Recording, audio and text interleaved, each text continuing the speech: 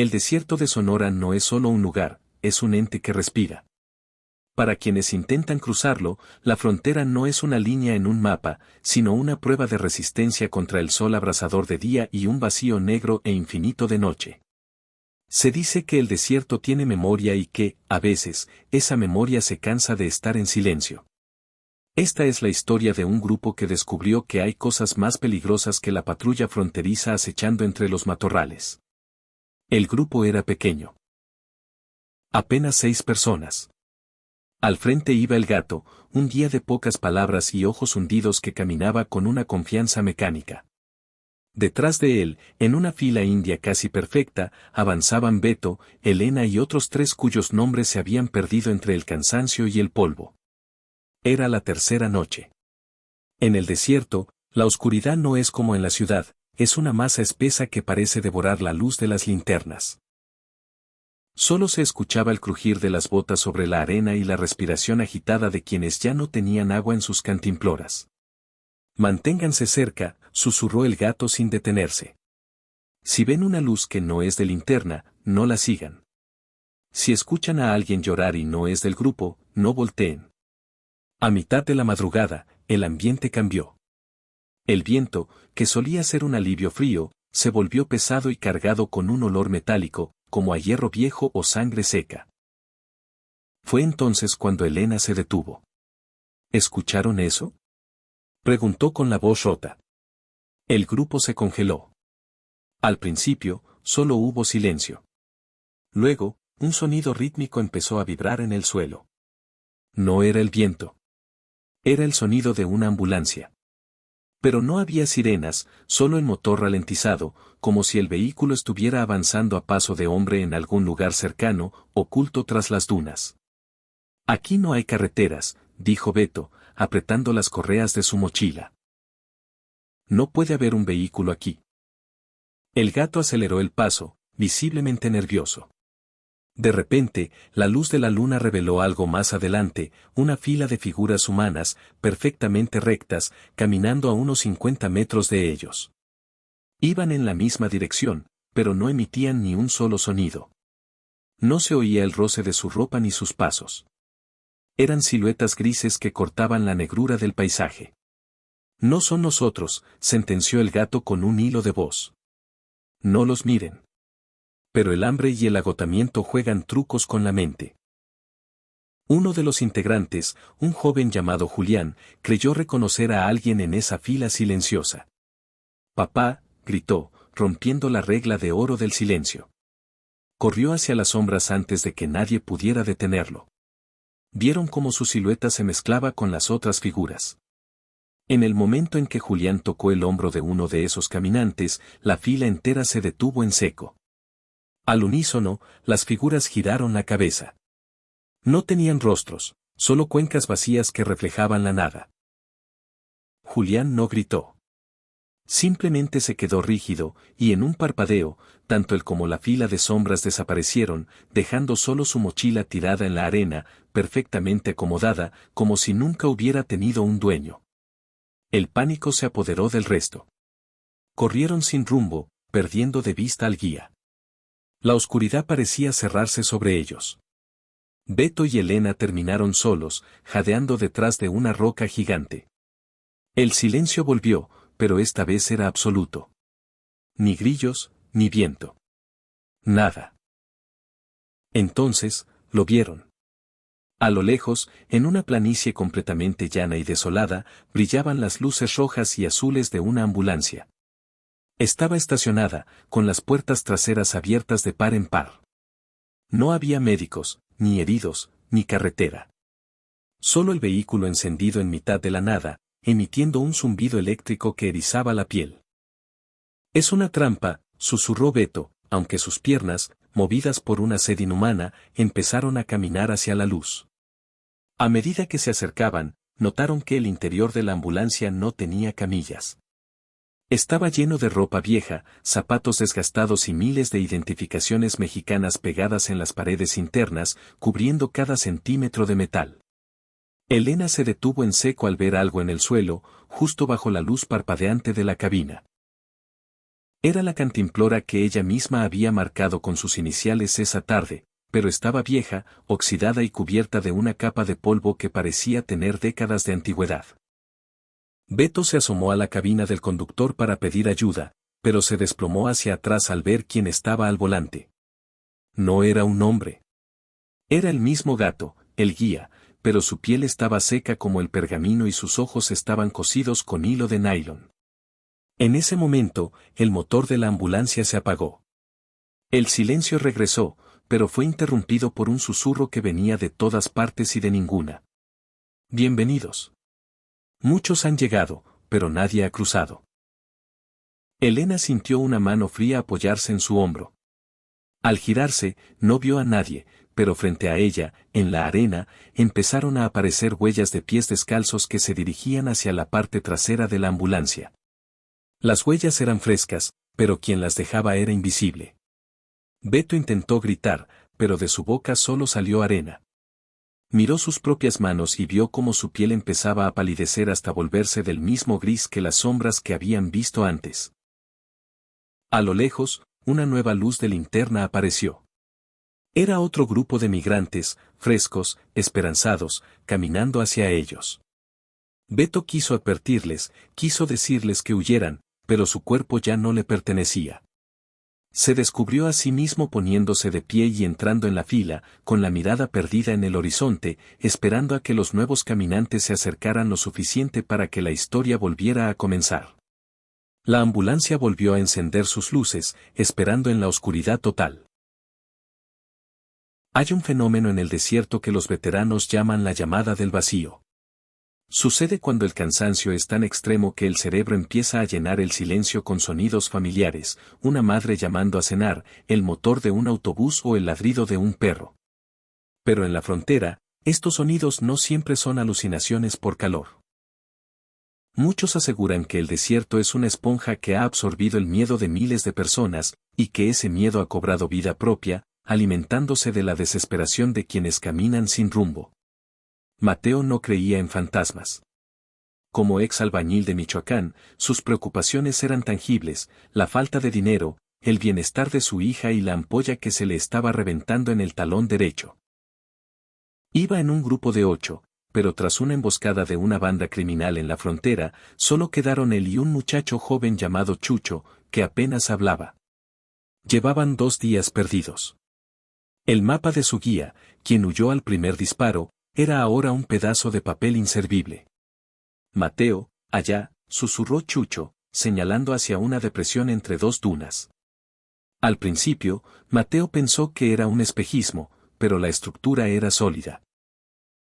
Era una pequeña estación de radio o de observación climática, vieja, de paredes blancas desconchadas y una antena oxidada que chirriaba con el viento. No debería haber nada así en kilómetros a la redonda. Lo más extraño es que, a pesar de estar en medio de la nada, se escuchaba un zumbido constante, como el de una planta eléctrica. Entraron buscando sombra. El interior estaba sorprendentemente fresco.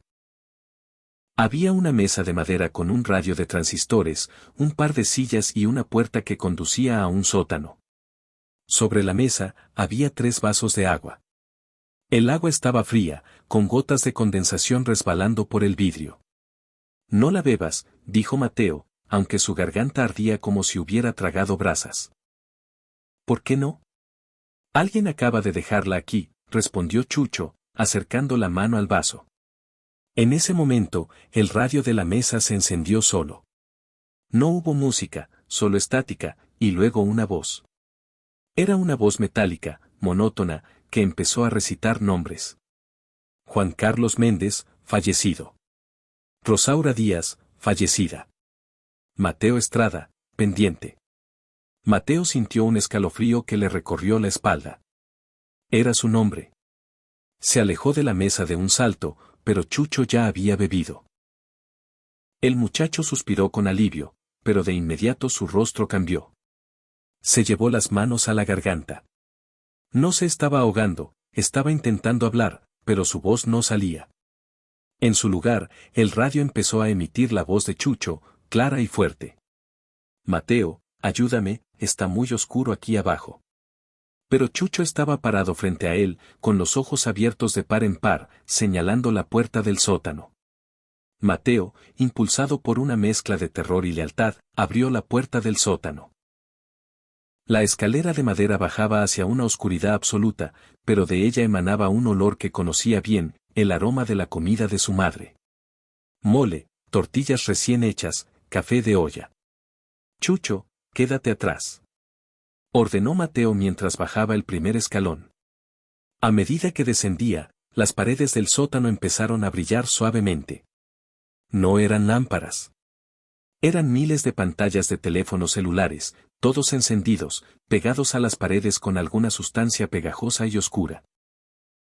En cada pantalla había una foto, una familia, un niño, una pareja. Y todos los teléfonos estaban recibiendo llamadas al mismo tiempo. El zumbido que escuchaban arriba era el vibrar de miles de dispositivos. Al fondo de la habitación, sentado en una silla de oficina desvencijada, había un hombre de espaldas. Llevaba una gorra de béisbol y una chaqueta de mezclilla. Estaba rodeado de libretas donde escribía frenéticamente. Señor, llamó Mateo con voz temblorosa. El hombre dejó de escribir. El silencio en el sótano se volvió tan denso que Mateo podía oír sus propios latidos. El hombre se dio la vuelta lentamente. No tenía rostro. Donde deberían estar los ojos, la nariz y la boca, solo había una superficie de piel lisa, como una cicatriz gigante, excepto por una pequeña hendidura en el centro que siseaba como una serpiente. Llegas tarde, Mateo, dijo la voz desde el radio que Chucho sostenía arriba. Tu lugar está en la pared de la izquierda, junto a la mujer del vestido rojo. Mateo subió las escaleras a trompicones, cerrando la puerta del sótano con todas sus fuerzas. Agarró a Chucho del brazo para salir de esa casa maldita, pero al tocarlo, se dio cuenta de algo horrible, el cuerpo de Chucho estaba vacío. Sus ropas estaban allí, su piel estaba allí, pero al apretarlo, se hundía como si fuera un globo desinflado. El muchacho ya no estaba dentro de su propio cuerpo. Corrió.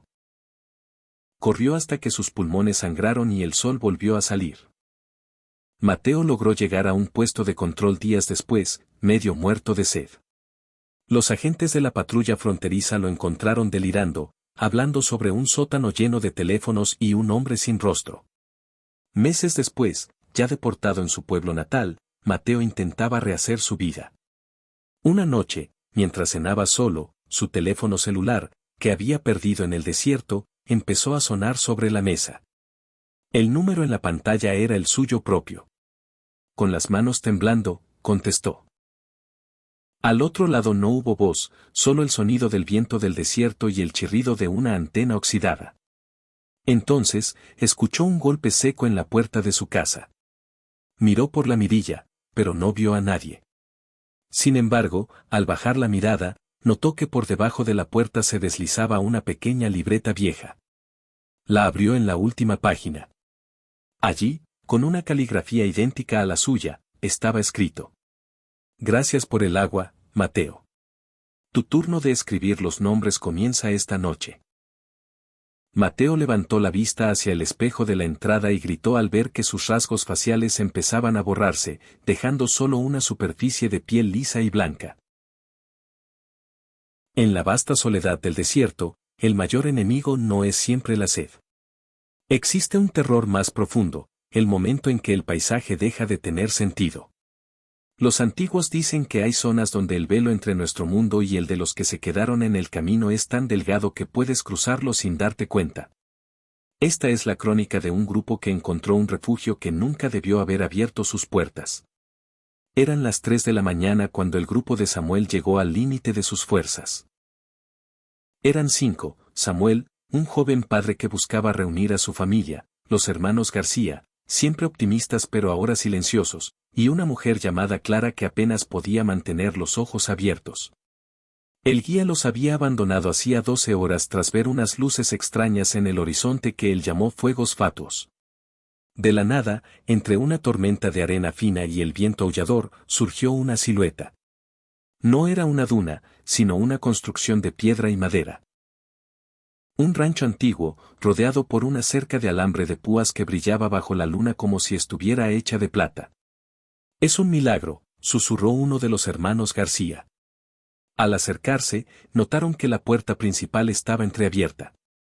En el porche, una mecedora se movía lentamente, impulsada por un viento que no parecía soplar para nadie más.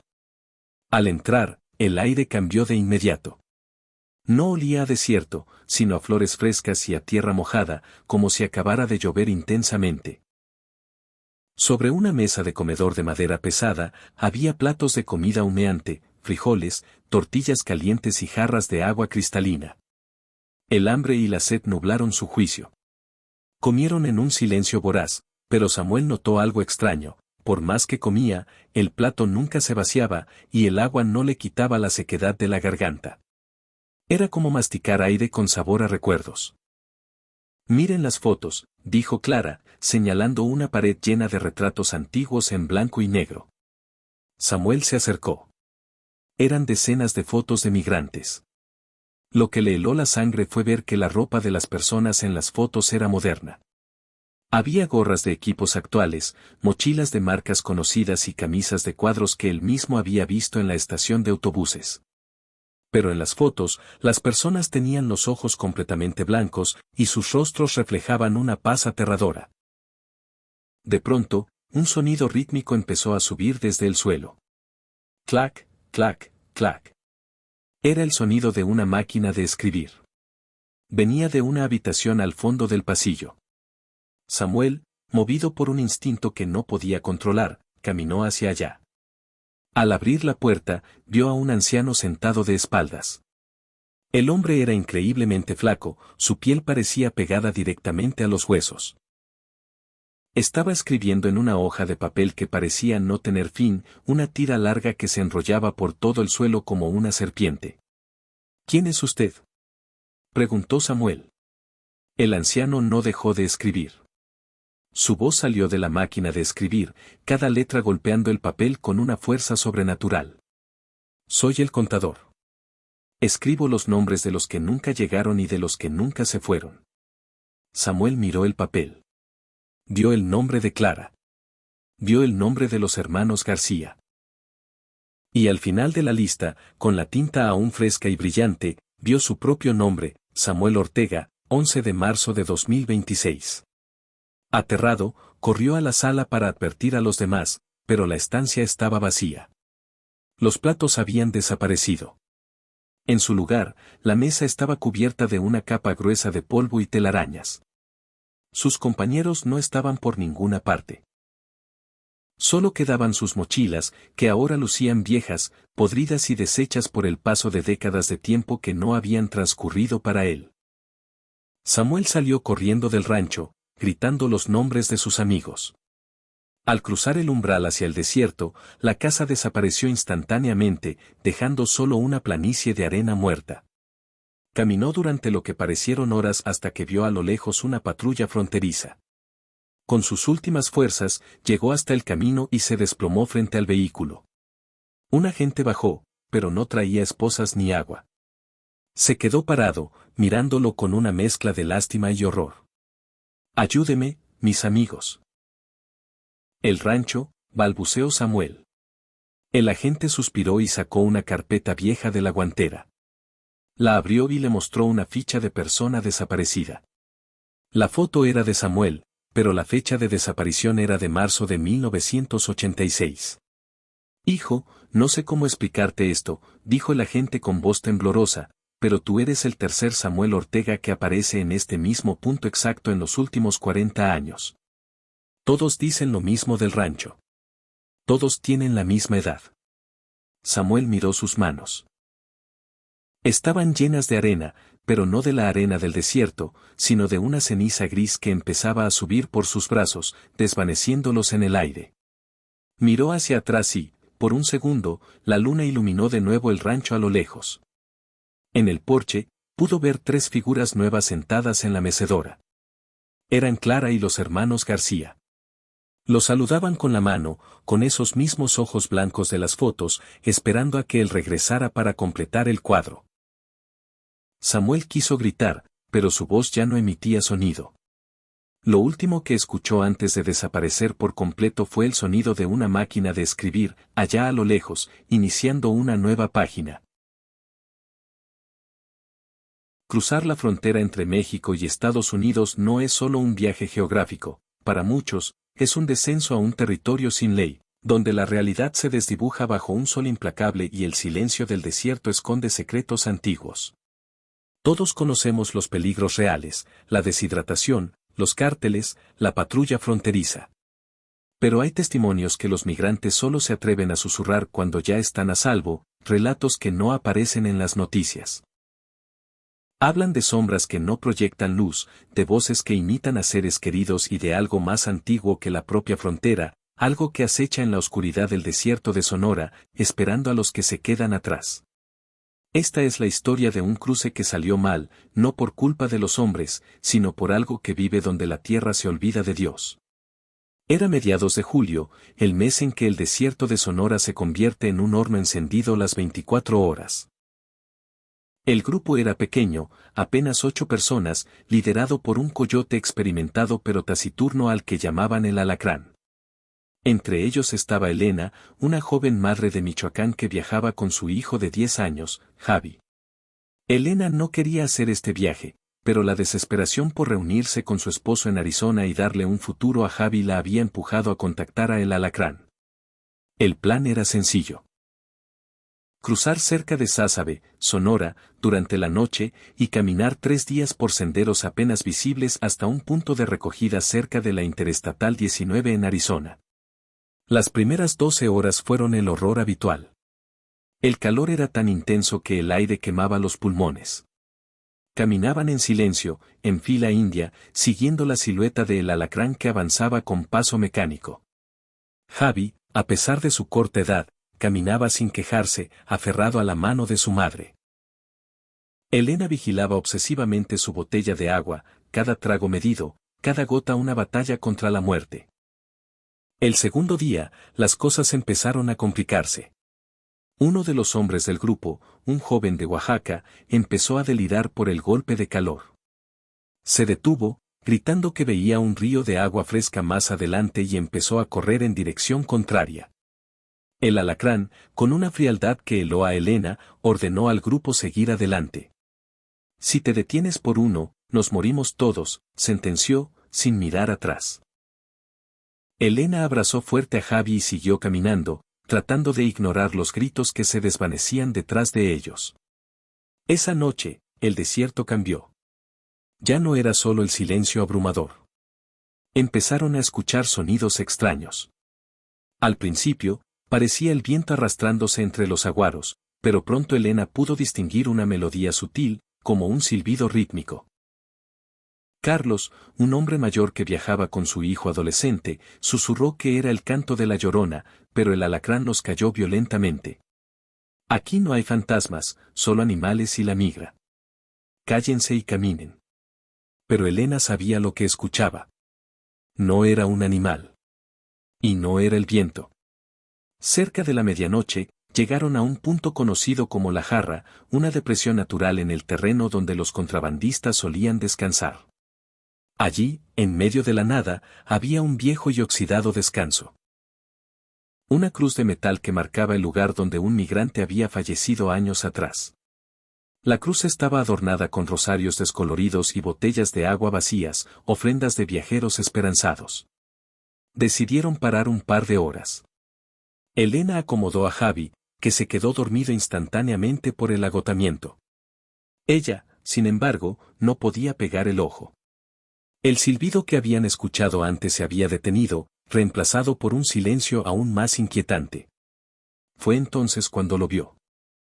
A unos 50 metros de su improvisado campamento, apenas visible bajo la débil luz de la luna menguante, una figura estaba de pie detrás de un matorral de gobernadora. No parecía llevar mochila ni el equipo habitual de un migrante. Era una silueta delgada, vestida de blanco, que permanecía completamente inmóvil. Elena sintió que el corazón se le paralizaba. No era la patrulla fronteriza, no llevaban luces ni hacían ruido. Tampoco parecía un miembro del cártel. La figura simplemente estaba allí, observándolos. Elena parpadeó, pensando que era una alucinación por el cansancio. Cuando volvió a abrir los ojos, la figura ya no estaba. Asustada, Elena despertó a el alacrán y le contó lo que había visto. El coyote, visiblemente nervioso por primera vez, ordenó al grupo levantarse inmediatamente. «Nos vamos. Ya».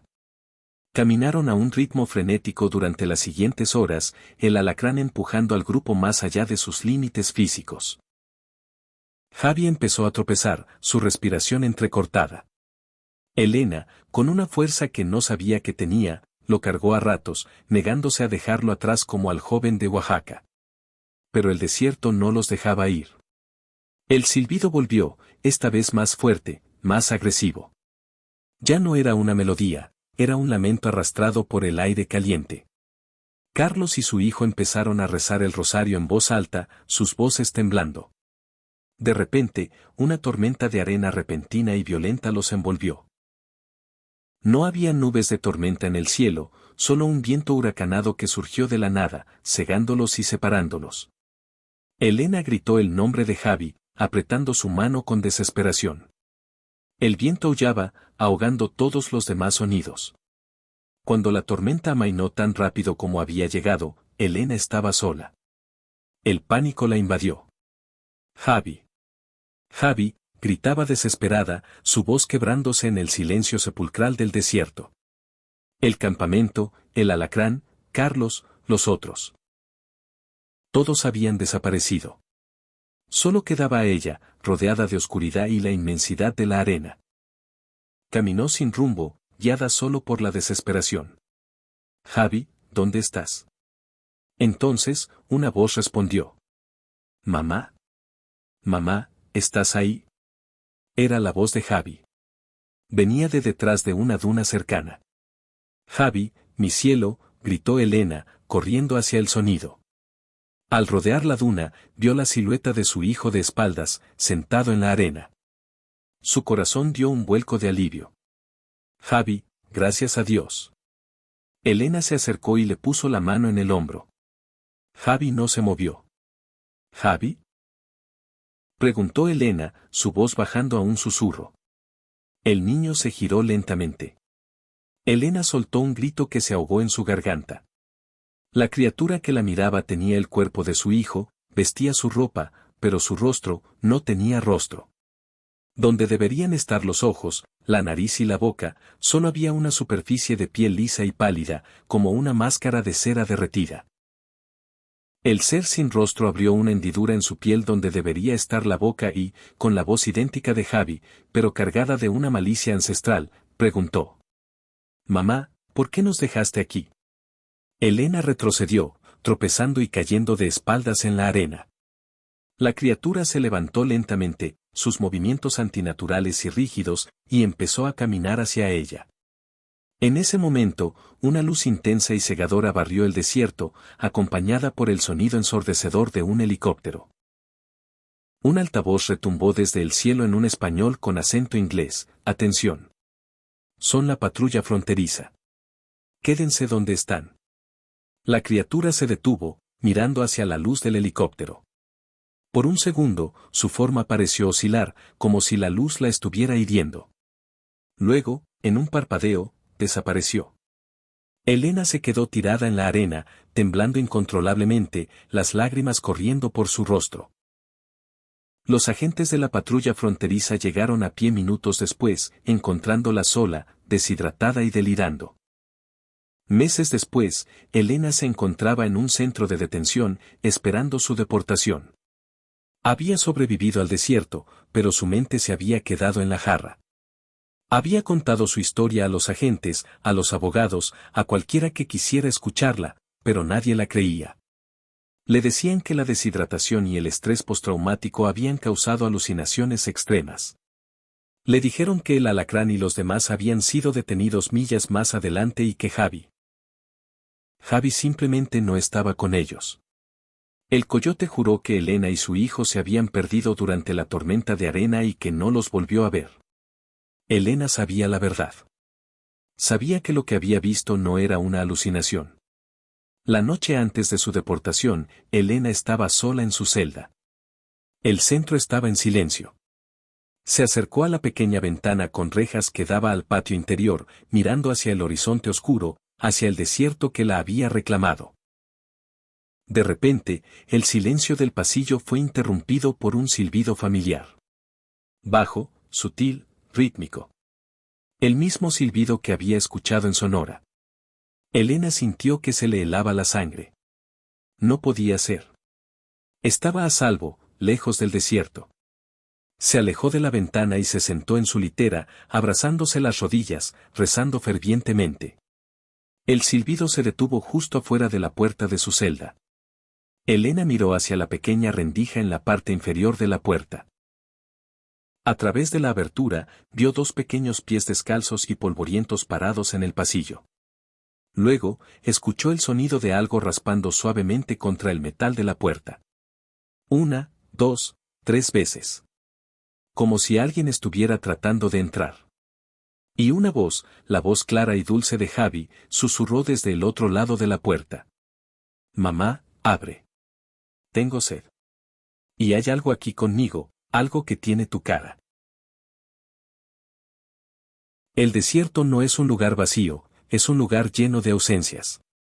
Para el migrante, el mayor miedo no es siempre el hambre o la patrulla, sino el silencio que empieza a hablar. Existe un fenómeno documentado por rescatistas y grupos de apoyo llamado el espejismo de la memoria, donde los caminantes ven pueblos que no están en el mapa o escuchan radios que dejaron de transmitir hace décadas. Pero hay algo más oscuro.